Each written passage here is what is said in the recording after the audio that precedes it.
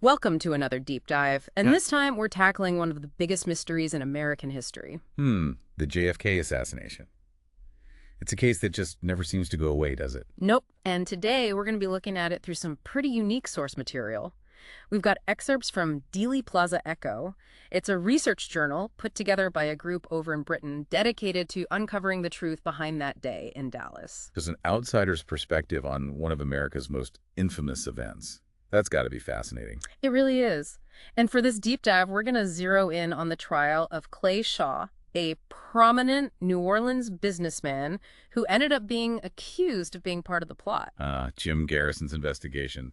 That was quite the rabbit hole he went down. It sure was. But you know, what really makes this deep dive so interesting is that we're seeing everything through the eyes of these British researchers. They've combed through tons of evidence, and it's all right here in this journal, just waiting for us to unpack it. You know, sometimes having that non-American viewpoint can bring a fresh perspective. It can make you re-examine the familiar and see things in a new light. Totally. Okay, so just to set the scene for anyone who might not be totally up to speed, the assassination of President Kennedy really shook the world.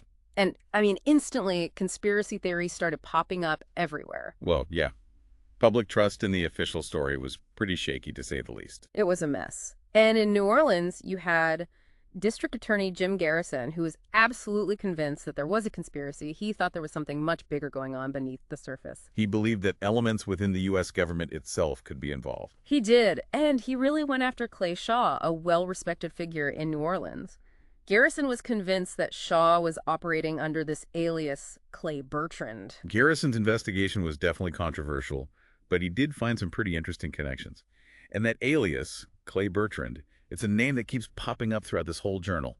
Right. Multiple witnesses claim to have known Shaw as Clay Bertrand, and even placed him in meetings with Lee Harvey Oswald and David Ferrie, you know, those other key figures in this whole tangled web. Yeah, these journal excerpts really go deep into those witness testimonies from Shaw's trial. They offer a glimpse into the world Oswald and Ferrie were moving in, suggesting there's a much bigger, more complicated story than just a lone gunman. For instance, there's Edwin McGehee. He was a barber in Jackson, Louisiana. He claims he actually cut Oswald's hair a few months before the assassination. Right, and what makes McGahee's testimony so intriguing is that he describes the man who drove Oswald to the barbershop as having white hair. Which becomes important later on because that detail about the white hair pops up again and again in other witness accounts. Exactly. Like with State Representative Reeves Morgan, also from Jackson, Oswald went to him for help finding a job. And get this, Morgan's teenage children also described the driver of that car as having white hair. It's like there's this mysterious white-haired figure always lurking in the background. Almost like a recurring character in this whole drama. Totally. And the journal points out how these little details, the kind you might easily overlook, when corroborated by multiple witnesses, become these critical pieces of the puzzle. Absolutely. And then you have that whole cluster of sightings in Clinton, Louisiana. Oh, yeah, where people claim to have seen Oswald with Shaw and Ferrie during a voter registration drive. Multiple witnesses. Place them all together. Wait, so Oswald was involved in voter registration drives. That's not exactly what you picture when you think of a would-be assassin. It does seem kind of out of character, right? But that's why these accounts are so fascinating. So who are these witnesses in Clinton? Well, you've got Corey Collins, for one. He was the chairman of CORE, and he was keeping tabs on that voter registration drive. He was the one who identified Shaw as the driver of the car and said Ferrie was a passenger. And Henry Earl Palmer, the registrar of voters, he saw them too. He saw Oswald and described the other men in the car. Makes you wonder if that voter registration drive was less about politics and more about something else entirely. Right, like maybe it was some kind of secret meeting disguised as something more ordinary. And there are even more sightings. We have Nicholas and Matilda Ten, they were a couple, and their son was taking flying lessons from David Ferrie. They reported seeing Shaw with Ferrie at Lakefront Airport in New Orleans. And wouldn't you know it, that airport was suspected of being a training ground for anti-Castro Cubans. Okay, so now we're starting to see a pattern. Shaw, Ferrie, and Oswald all keep appearing together in different locations and often in connection with anti-Castro activities. And those repeated sightings really add weight to the theory that Oswald was not a lone wolf, but part of a bigger network, maybe one with links to, well, who knows, maybe even intelligence agencies. Which brings us back to the whole Clay Bertrand connection. And it's not just eyewitness accounts, is it? There's that incident at Moisant Airport in the VIP room. Oh, yeah, someone signed the guest book using the name Clay Bertrand. And when Garrison's investigators had that signature analyzed by a handwriting expert, they said it matched Clay Shaw's handwriting. It must have been a pretty dramatic moment in the courtroom. Oh, I bet. But of course, Shaw completely denied ever signing that book. He said he didn't even know about the VIP room. Of course he did. But then there's another piece of the puzzle. A postman, a guy named James Hardiman. He testified that he had delivered mail address to Clem Bertrand to the house of a guy named Arthur Bitterson, who happened to be a close friend of Clay Shaw. And as you can probably guess, Bitterson denied ever getting any mail like that. So was Bitterson covering for Shaw? Was he in on it somehow? Or was it all just a case of mistaken identity? It's a real head-scratcher, isn't it? Totally. That Clay Bertrand connection, it just weaves its way through all these different accounts and pieces of evidence. It's almost like a secret identity, a link to a hidden world. And that's where things start to get really interesting. So we've got Clay Shaw moving in these, shadowy circles connected to Oswald, Ferry, and who knows who else. But these Dealey Plaza Echo excerpts, they don't stop there. They suggest that Shaw might have had ties to, well, intelligence agencies. It's not just like speculation. There's actual evidence pointing to the possibility that Shaw was more than just a successful businessman. Okay, now you've really got me hooked. Tell me about these alleged intelligence connections. Well, there's this place called Marydale Farm in Louisiana. It was owned by a guy named Louis J. Cobb.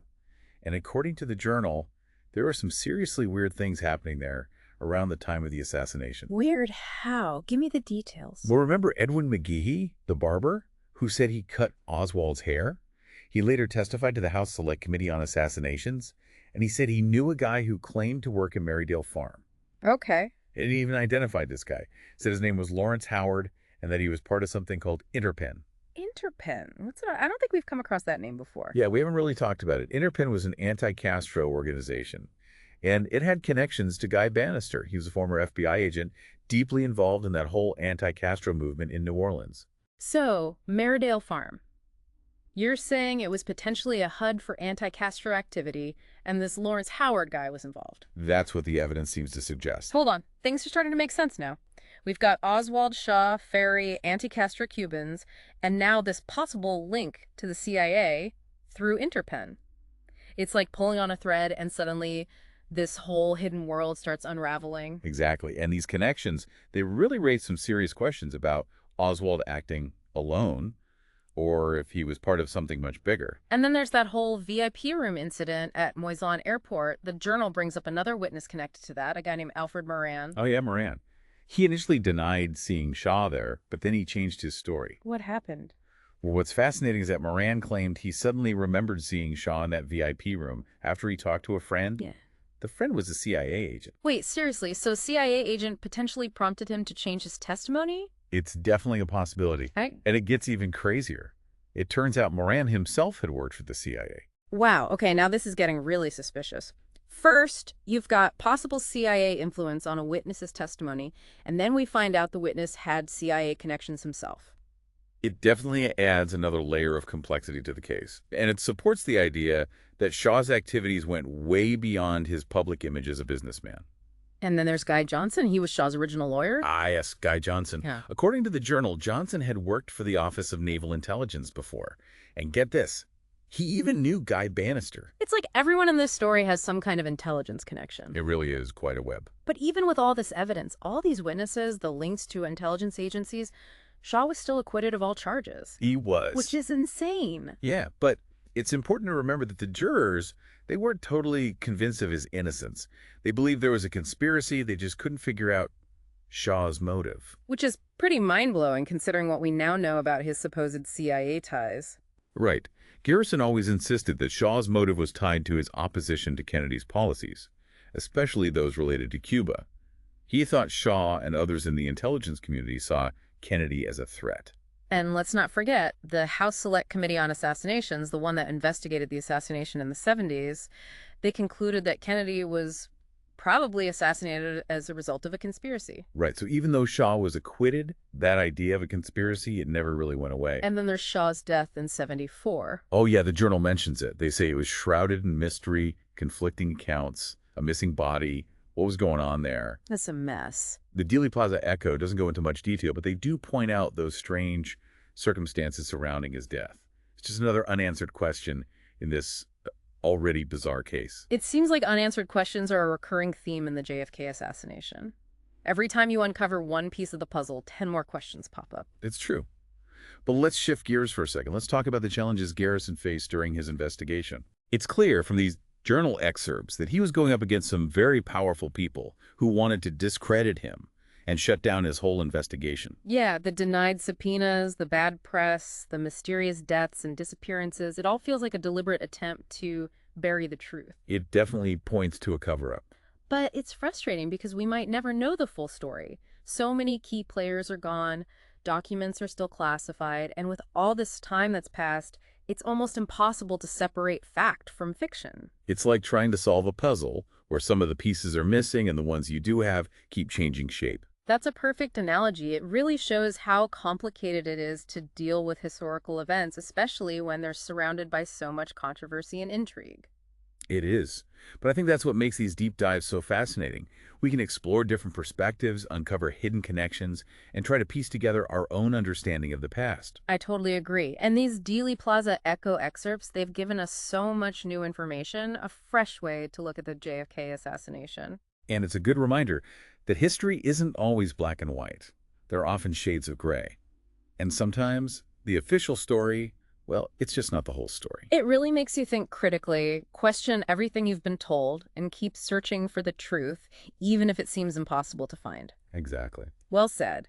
And I have a feeling this deep dive still has a few more twists and turns in store for us. But for now, let's just take a moment and think about everything we've uncovered so far. The connections, the inconsistencies, the unanswered questions. It's a lot to process. It's really amazing how much these British researchers were able to dig up. Their dedication to getting to the bottom of the JFK assassination, it's pretty inspiring. Yeah, I'm impressed by how carefully they analyze the evidence. They don't jump to conclusions. They lay out the facts and let the reader decide for themselves. It's great to see such a balanced and objective approach, especially with a case as sensitive as this one. Absolutely. And speaking of objectivity, the journal's coverage of Lee Harvey Oswald's return trip from the Soviet Union in '61 is really interesting. They go into some pretty intriguing details about that whole journey. Oh, yeah. I remember reading about that. It's almost like someone was trying to cover up his movements, even back then. The journal shows just how closely U.S. intelligence was watching Oswald even before the assassination. They were tracking his every move, trying to figure out his route and what he was doing in the USSR. But they seem to have trouble confirming even the simplest things, like did he fly or take the train? How long did he stay in certain places? It's strange, isn't it? It is. And the Dealey Plaza Echo, they suggest that Oswald might have been debriefed by U.S. intelligence when he got back. Really? Yeah. They even cite a CIA document that mentions a debriefing report of a Marine defector who came back from the Soviet Union. Could that defector have been Oswald? It's possible. And if it was, it raises a whole bunch of new questions about Oswald's real role in all of this and how much U.S. intelligence knew about his activities. And the journal also mentions that weird detail about Oswald's address book. The one with the hand-drawn map of a train station in Berlin? Oh, yeah, like he made a stop there without his wife. Right. And there's also a note in the address book about Tempelhof Airport in West Berlin. Which is interesting considering how tightly controlled movement was between East and West Berlin back then. Exactly. It really adds to that theory that Oswald might have met with someone in West Berlin, maybe for a debriefing or to get instructions. It sounds like something straight out of a spy movie. Doesn't it? It makes it even harder to know what really happened. It really does. But that's what's so captivating about this whole case. There are so many layers, so many unanswered questions, it keeps us guessing. This has been an amazing deep dive. We've talked about witness testimonies, possible intelligence connections, Oswald's mysterious trip from the Soviet Union. So much. What do you think is the most compelling piece of evidence we've looked at? It's hard to pick just one. I think it's the way all these seemingly unconnected threads start to come together. The repeated sightings of Shaw with Oswald and Ferry, the strange goings-on at Marydale Farm, the Clay Bertrand connection, the possible ties to intelligence agencies. It all suggests that there's more to the story than just a lone gunman. I totally agree. It feels like all these puzzle pieces are starting to fit, even if we don't have the whole picture yet. This deep dive into the Dealey Plaza Echo has been a real eye-opener. It's amazing what a fresh perspective from researchers outside the U.S. can do. It really sheds new light on an event we thought we knew. It reminds us that history is an ongoing conversation.